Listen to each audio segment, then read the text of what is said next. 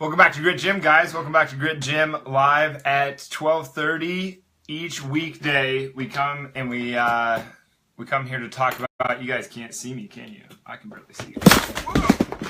I just lost everything.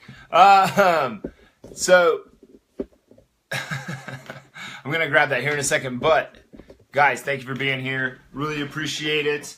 We come to you each weekday at 12:30. Talk about your health, exercise, mindset, nutrition, recovery. First time we've ever had the platform fall over with all the stuff and all my notes and everything on it. Did you guys know that I took notes for these things? I sit down and I prepare and I try to make them as best I can to put out the best message that I possibly can for you guys. But anyway, if you have questions, please put them in the comments section below. Let me know what questions you might have, what you think. Any comments, any feedback that you have, any questions that you have. But please take the time to hit that share button, send this out. We do this to inspire the experience that you want to live. It's much less me trying to inspire your experience as it is me trying to get you to inspire your own experience. And today we're talking about why people have trouble sleeping. This is a really big topic. A lot of people almost, I don't want to say almost, a pretty big percentage of the people who I've done consultations with or sat down with for a strategy session or asked questions to, gotten conversations with, at some point, it's kind of there's always a hidden thing. There's always one thing at least one thing that's holding people back, whether that's their nutrition or their exercise or their mindset or their recovery. One of those things is lacking. One of those things is hidden and people don't realize that it's even happening. They're not aware that going to bed at midnight and waking up at 6 a.m. is starting to wear down on their body. They're like, oh, I do well on 6 hours of sleep. That's a big giveaway right there. That sleep might be holding the thing holding them back from the life that they want to live, from the fat loss they want to have, from the mindset that they want to be able to create because they can't think well while they're exhausted. Now, there's a few different, there's the 4 hour and the 4 hour. I'm going to go into that. And there's a few different other small things in here, but we're going to stay conceptual on this. And then we're going to get into the details later on why recovery is so important and what are some things that we can do to improve our sleep. And I'm going to try to really stick with just sleep. There's other portions of the recovery game besides sleep. Okay, there's rest between exercises. There's rest between workouts. Okay, so if you do a workout first thing in the morning and at night every single day, well, that might not be enough recovery for your specific body. We would have to get you in and talk to you during a strategy session to figure that out. But of which, if you're in the area and you don't sign up for one of those, you're foolish. Get in here, get a strategy session done. Okay, you want to do a strategy session. A strategy figures out where you are right now so we can make the plan for how to get to where you want to go. Okay? Everybody wants to improve. Well, everybody that's courageous wants to improve. Everybody that's courageous wants to improve a portion of their life. Unless you're just living the absolute most, the biggest dream life that you could possibly think of right here, right now, then there's something that we could improve upon, right? So come in, get a strategy session done. We're going to do a real thorough assessment. We're going to look at thoracic mobility. We're going to look at how your shoulder blade moves in your rib cage. We're going to look at your hip mobility. We're going to look at how your, basically all your joints, not every single one of your joints, but all your joints. And then we're going to look at kind of the comprehensive movement pattern of your body. Where are some things that we can improve upon? What are the best exercises for you to do? What are some of the ones that you should avoid? Come in, get a strategy session done. You want to do this. Now, to get into the recovery stuff, because there's recovery stuff is what we're going to talk about during this strategy session too. It's a hidden thing, okay? Some people get themselves caught up with mindset. They don't think that they can, so they never try. That's a big one, okay? Some people just don't relax enough. They have trouble relaxing. If they were to relax, they'd feel extremely uncomfortable. I know that sounds like the opposite of what you'd think, but a lot of people, that normal to them, their comfort zone is tense. And so when if they were to get to a relaxed state, they'd be like, oh man, I gotta go do something. This is boring. That's how I used to be. I used to be very bored whenever I'd feel relaxed. I was like, we're not doing anything. Let's go do something. Okay, it's not boring. It's not that you're doing nothing, because at the very least you're turning carbon dioxide or oxygen into carbon dioxide, right? You're always doing something. You're digesting food. You're always doing something. Are you relaxing? Okay, so that's a different portion from sleep, though. Let's get back to sleep. Keep me on topic, right? All right, so I can't sleep. Well, let's figure out, why can't you sleep? Because 6 hours of sleep, I don't care if you're 90 years old, 6 years old, 30 years old, 45 years old, or you're in the permanent sleep. 6 hours of sleep isn't enough. It's 6 hours of sleep is going to eventually wear you down. Believe me, I've done the 4 hours of sleep thing. I've done the 5 hours of sleep thing. I've done the 10 hours of sleep thing. It doesn't work. Not the 10 hours of sleep thing definitely works. If you're at that point in your life, it can be almost a little bit too much. But why are we not sleeping? What is the reason? Let's get back to the source. And I mean the real source, not the bullshit source, not the one that's like easy to point out, or it's like, well, I'm not sleeping because I don't even go to bed until midnight. Well, that's an easy one. Let's go to bed at 10 a.m. Why are you going to why can't you get to bed at 11? And that's a real question. Why couldn't you could you get to bed at 11? Yeah, I could, but I'd just sit there for an hour anyway. All right, now we're talking. Okay, so that's obviously not the source. It's not the source just to get there. The source is something else. It's something deeper. It's something scaled back. So what is it? Is it stimulants?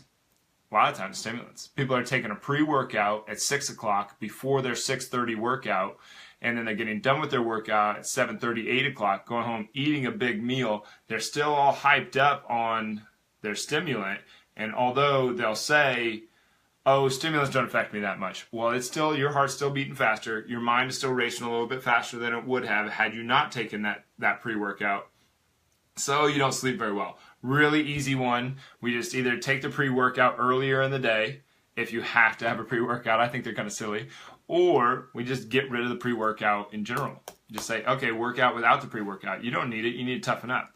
Okay, so things like, or coffee, or so a pre-workout has a lot of caffeine in it typically, or some kind of stimulant. Caffeine isn't the only stimulant in the world, but let's stay away from certain things that have a high amount of caffeine in them. Okay, so things like coffee, like chocolate tends to have quite a bit of caffeine in it. So let's stick away from things that have quite a bit of caffeine in it. All right, what about output? Okay, output can be another thing. Are we getting enough exercise? Are we expressing ourselves throughout the day? I think this is one that doesn't get talked about enough in the sleep game. You gotta like be expressive instead of holding everything in, being all trying to withhold your energy and your expressions from the world, because really, like, who are you doing the most damage to? For one, you're doing the most damage to you because you're not getting in touch with your authentic, genuine, true self, and you're keeping who you are from the rest of the world. Okay? The world deserves to see who you really are. And then also just work, just in general. Are you putting in the work that's going to exhaust your mind to the point that when you hit that pillow, you are out? Okay. And I have had lots of sleep problems in the past. Okay. I've had sleep problems. I've gone through these episodes in my life where it's just like, man, I can't get sleep, can't get sleep, can't get sleep. There are certain things that I did along the way that made it so that now I'm like professional. Man, I hit the pillow, and if I laid there for 11 seconds, even 7 seconds, I'd be like, man, just can't get sleep tonight. Bam, I'm out. Okay, that probably means that I'm pushing hard. Okay, that probably means that I'm just really pushing hard, and that that it's kind of catching up with me, that I'm out that fast. Because some experts do say that if you fall asleep too fast, that means you've been pushing yourself too hard. Your body is asking for sleep. But I don't disagree with them. I completely agree with them. But at the same time, what are you doing if you're not pushing too hard? If you're not pushing as hard as you possibly, if people aren't telling you go too hard, you do too much, too much exercise, too good at nutrition, too much recovery, too much of this mindset stuff, too much of whatever, then you're probably on the right path, because that's somebody that thinks that they don't do enough. All right. So that's output. Are you working hard enough? Are you exercising? And are you expressing yourself freely throughout the day? Enough that you output enough energy, you output enough of your like your feelings and your thoughts and your behaviors. Did you output enough to actually get to the point where you can fall asleep? Now the third one is, what about the beast within? Okay, the beast within, the beast within you. So we all got this. We all have like the internal rascal is what Alan Watts calls it. Or is it the inner rascal? The inner rascal. So the internal rascal, the orneriness in you, the devil in you. I had a lady one time I was training that I was working with, and it was kind of odd because about the third session in, she goes, "By the way, I knew you when you were 3 years old." And I was like, "What?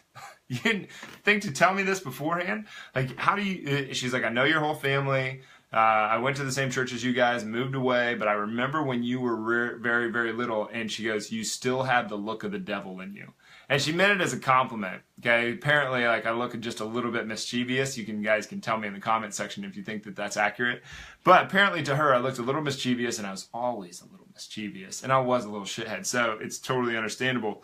But that's she recognized the inner rascal, and if you don't recognize that in yourself, if you're not willing to acknowledge that in yourself, then you're doing yourself a disfavor, you're doing the world a disfavor, and you're going to succumb to all the things that, like for me, if I was out on a gravel road and it's 4 o'clock in the morning and there's a stop sign, I'm probably not going to stop completely and then go through. I'm probably going to kind of look and keep going. Okay, on this abandoned gravel road out in the middle of nowhere, where most people are going to sit there, they're going to stop, look both ways, go.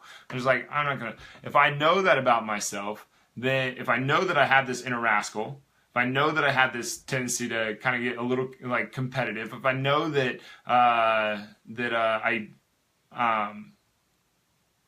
I might start an argument rather than a discussion, if I know that I have more practice attacking rather than confronting, because they're different things, then I know that when I approach these scenarios, I need to be able to recognize the inner rascal so that I don't do what the inner rascal was going to do, right? You have to acknowledge those things. So that's the beast, okay? And the beast is going to keep you awake at night.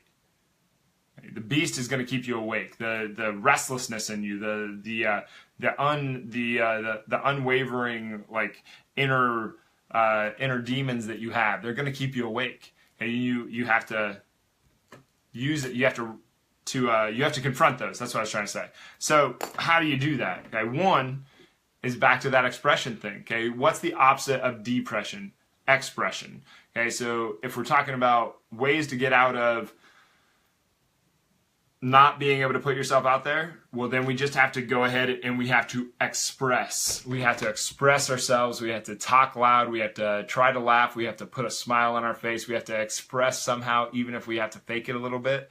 We have to express somehow, some way. You have to find a way to express. That's one way to confront the beast. Okay, another way to confront the beast is to meditate, is to take time to get clear with you. Because when you meditate, you can go into kind of like a trance-like state, and you can start to negotiate what is actually going on inside your mind. Because a lot of it, all of us, we're all talking to ourselves. The people who say like, "Oh, I don't talk to myself," like that's for crazy people. Everybody talks to themselves.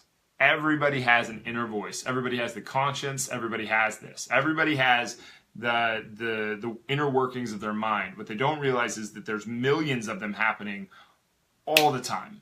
And there's a few just on the surface, and there's one that we might be acknowledging at this point in time. Like right now you're watching me, maybe the thoughts are that of the things that I'm saying. I don't know. They could be about whether you shut the stove off this morning. Did you? Did you lock the door? I don't know. Did you shut the garage door? I don't know. Did you say goodbye to your spouse? I don't know. I don't know. You know, like what are some things that might be on the top of your mind that you're not even aware of? Those things can keep you awake at night. And when you meditate, you negotiate those so that you can get clear with you. What are the thoughts that are actually going through your head? What are you thinking when you're not thinking? What's running through your head when you're not thinking? Because when you're just kind of unconsciously moving through, you know, like your way to work or a way to your parents' house or a way to, like you're on the path to someplace that you go all the time, and you just kind of can zone out and go through it all. You don't have to think at all. Where does your mind go during those moments? That's when you start to see what subconscious truths you really have. What's going on in the subconscious? Because that's where everything is going to keep you awake at night. when you get all restless and you can't. That's the beast. So to sit down and meditate once a day for 15 minutes every day, or even 5 minutes every day, the science behind this, and like this is not religion anymore. This is not a doctrine. This is not an idolatry. It is, or idolatry, is that it? Yeah. It is not ideology. That's the word I was going for. It is science at this point that we know that the brain changes when we meditate. Where does my mind go? Good question. Well, it's right here regardless, but it could, your brain is right here, but your mind might go a lot of different places. So can we get the brain and the mind on the same page so that we can fall asleep at night, so that we can do our deal? Now, some things about recovery that are kind of interesting. All the magic, everything that you want, it happens during recovery.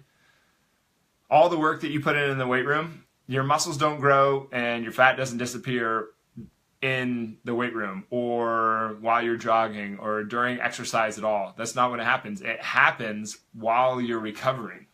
While you're recovering is when you put on muscle mass. While you're recovering is when you get your fat loss. While you're recovering is while you get all your strength. All your gains actually happen in the recovery portion. So you want the sleep to be happening. So how do you go about this? How do we tame the beast? How do we get our output level high enough that we just end up dropping of exhaustion? Okay, and the stimulants one is pretty simple. We gotta stop drinking stimulants later on in the evening. Pretty simple, but there are a few things that we can do. For one, we can drink more. We can drink a little bit more water. That's another one that gets in people's way, is that if they drink a bunch of water close to bedtime, they're going to be up going to the bathroom. If you unconsciously don't want to wet the bed, you're going to sit there and keep yourself up so that you can go to the bathroom. Stop drinking. Like, you want to drink most of your water in the morning anyway. It just sets like kind of like a measurement. It's like a barometer. It's like a benchmark. If you drink 1/8 of your body weight in water before 8 a.m., you're going to keep those hydration levels better throughout the day because you're just naturally going to feel thirsty. If you wait till the end of the day to start drinking, you're behind. That would be really silly.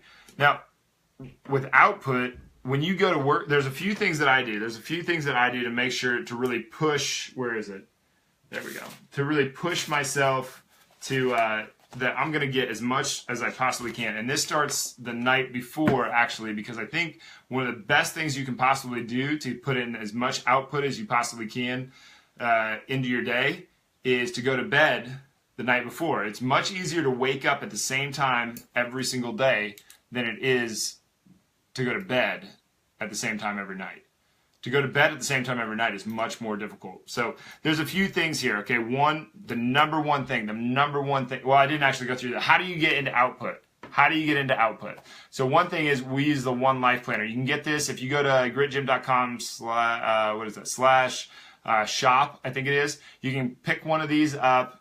Extremely beneficial to your productivity. Okay, so what you have. So first thing in the morning, you write down the date. You acknowledge the date. Today is the day. This is the only day that exists in the world, in your life at this point. You have to acknowledge that. You have to be present in this moment, because you can't do any work tomorrow and you can't get any work done yesterday. Only today exists. Okay. Then we have like a little quote just to kind of put things in perspective, get things jumbled up a little bit, get things moving. Then are you going to be all in, or are you going to be afraid that you're not enough today? Decide that. The default is that you're not going to be enough. That you're going to have that fear of not being enough. If you set the intention to be all in, which one are you more likely to move to? All in, right? This makes you push into the life that you want to live, and that's where you want to be. Then you make your agreements. Will you work hard to improve today? Yeah, I'm going to do that. I'm going to do that. If you set that intention, are you more or less likely to go get and put the work in? And then 2, focus on the present priority. Just like you can't get any work done yesterday, and you can't get any work done tomorrow, right now, you can only get work done today?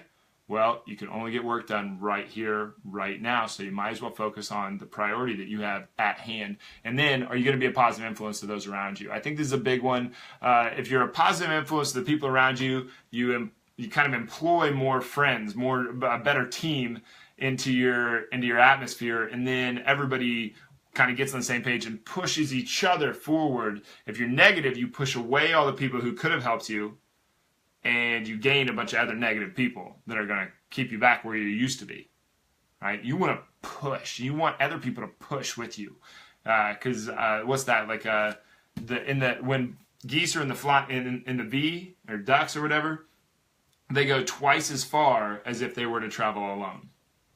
Okay? You want to get in that. You want to be a positive influence. Then I write down my goal. Then you write down your goals, your big goals, your long-term goals, the ones that might take you 60 years to accomplish, then your targets for the day. And then at night, you write down your successes, what you could have improved upon, and your goals again. That's a big one.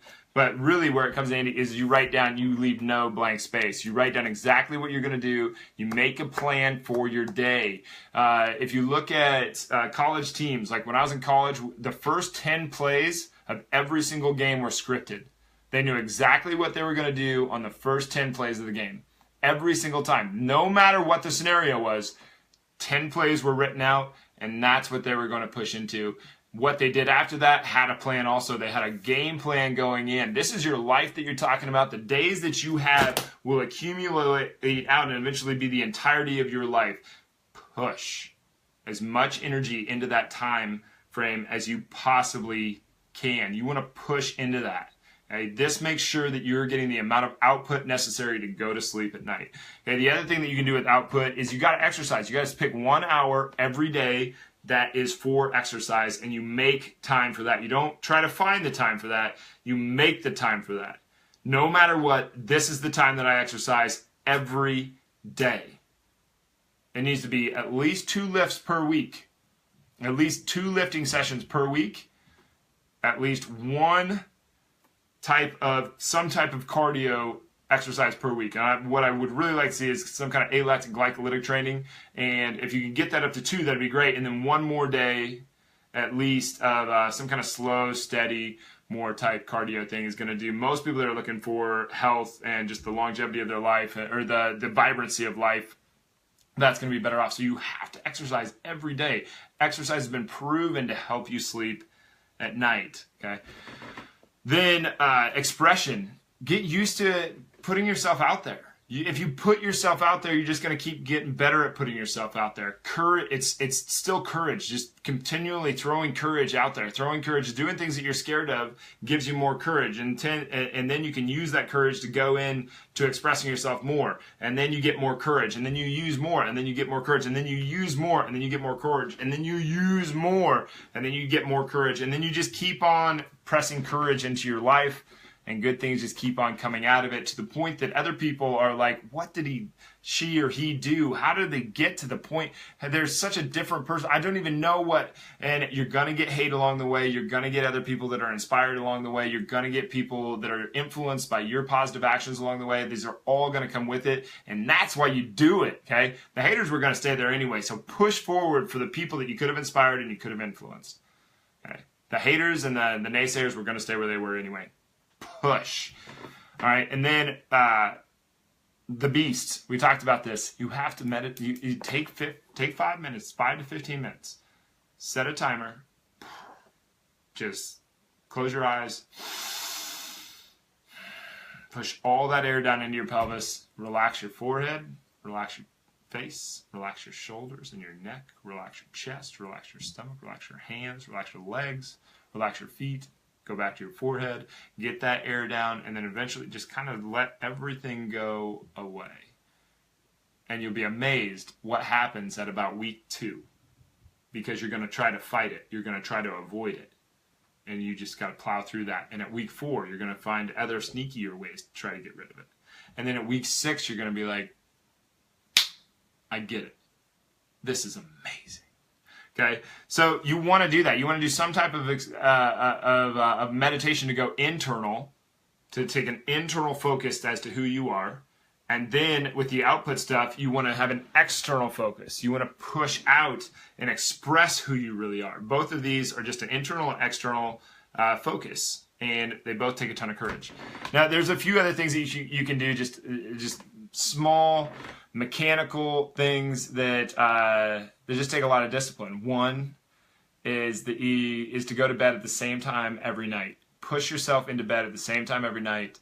And I realize with the person who isn't going to be able to fall asleep till midnight, whether they do something else or they lay in bed for an hour, still lay in bed for an hour. Sit there, try to go into that meditative trance. Try to sit there in that meditative trance. Okay, you're teaching your body how to do what you want it to do. Okay, if you read baby books, which is kind of funny. I don't know why I've read baby books, but or like parenting books. Don't ask me. I'm a weirdo. I have no kids and no kids on the way, and yeah, I've read some of these. But they say that they think that one of the things why babies might cry in the middle of the night is because the parent has created an expectation in the kid that the kid almost thinks that they want that the parents want the baby to cry in the middle of the night. It just thinks that that's what it's supposed to do. It gets used to doing that. So they break the cycle by just letting it sit there for like 12 minutes of crying, and everybody goes back to sleep, and then the baby stops doing it after a few days. And that's when it thinks you're trying to do the same thing to your mind. Your body thinks, oh, I'm supposed to be up. This is what I'm supposed to be doing. This is what I'm used to. This is what I do. You're training it to fall asleep. So just train it.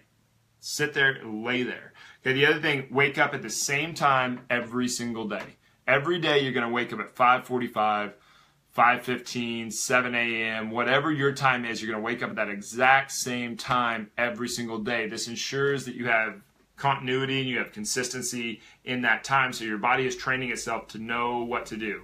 And I realize that routine can kind of get in the way of people living their life, but also some routine can be good. You know, like if you just have a habit of putting your glass up in front of your plate, you're probably less likely to knock it over with your elbow most of the time. It's a good habit, right? Well, we want to create a habit that this is just when you wake up in the morning. We want to create that habit that this is just what happens, so that you can have the energy, your body knows what it's going to do, what's expected of it, and you can get the necessary output throughout the day to put yourself to sleep at night. Because if you sleep until 10 one day, your body's all screwed up. It doesn't know what's going on, and you missed out on, like I wake up at 5:45 every day, so I missed out on like 4 hours there, 4 hours and 15 minutes more sleep. Now that's 4 hours and 15 minutes that I could have been pushing output and exhausting myself to go to sleep at night, where my body doesn't know that. Okay. This is the biggest one. This is probably the biggest one I can give you guys, and then I'm going to get off. The biggest one, never, ever, no matter what, do not do this. Never, ever, ever hit the snooze button. Whatever it takes to not hit that snooze button. You hit that snooze button and you lose. It is a loss first thing in the morning. First thing in the morning, you got a loss if you hit that snooze button. If you get out of bed, you get your feet on the ground, you remove yourself from the space that you sleep in. So you remove yourself from your bedroom. Now you won. You had your first win of the day. And you're trying to accumulate wins throughout the day. You just got to keep winning and keep winning and keep winning and keep winning. Don't hit the snooze button. For me, I know that I actually walk in my sleep. I talk in my sleep. Apparently, I didn't know this till college, but apparently I walk in my sleep pretty often. And what I found was that I would just turn my alarm off in my sleep too. So the way that I did this is I put my alarm outside the room that I sleep in. So I put my alarm down the hallway where it's going to wake me up, but I have to get my feet on the ground, walk out, turn it off, and then by that time I'm kind of awake and I'm conscious enough to be like, I could go back to bed, but why would I? Let's go. Let's roll. This is winning, okay? Win that first thing. Never, ever, ever, ever hit the alarm. So when it comes to sleep, you got to tame the beast. You have to get the necessary output pushed into to exhaust yourself. Okay, you need to be doing that anyway. To take the action to where you want to get in your life, you have to take tons and tons and tons of output and push that into the world. You want to have the courage to express yourself to the point that you can get that external focus. You also want to go and do an internal focus with meditation is a very good tool, a very good strategy to be able to do that. We want to decrease stimulants, obviously, at the end of the day. That's like, duh. We don't want to be doing things that could keep us awake, like having to go to the bathroom throughout the night. So we don't want to be drinking a ton of water towards the end of the day. Things that, like pre-workouts and chocolate are two things that really probably carry enough caffeine to keep you awake at night, even if you're not a huge responder to stimulants. Okay. Sleep is where all the good stuff happens. Your body is extremely active while you're sleeping, even though you're just laying there. Your body is repairing tissues. It is repairing your mind. It is recovering from the day, and all of the magic happens while you recover. All the strength, all the fat loss, all the muscle tissue gain, all the good stuff. Your hormone regulation, everything good is happening during recovery, and sleep is a huge portion of it. But anyway, guys, a lot of this video, like we said at the beginning, come in for a strategy session. Strategy sessions are going to be really good to figure out where you might be lacking in the health department and what we could help you with. Also, what exercises are going to work best for you, what nutritional strategies are going to work best for you. We're going to map out, we're going to figure out where you are now, where you want to go, so that we can make the plan for how to get there, okay? That's the whole point of the strategy session. So you definitely want to come out for a strategy session. Your first one is free. Your first one is on us. After that, like eventually we have to charge something. Otherwise, we just have everybody coming in and getting one all the time. But you want to come in for a strategy session. You want to encourage other people to come, that are on a health journey to come in for a strategy session. Even if you don't sign up at Grit Gym, that's not like the point of, like, obviously I don't make any money on these videos. Like, there's no sponsorship or anything here. So the point is to come in and have the courage to go for the life that you want to live, the experience that you want to have while you're here. So if I could say anything, come in for a strategy session. That way we know what's going on with your individual life, your individual body. But thanks for being here, guys. Please take the time, clap on the share. Yeah.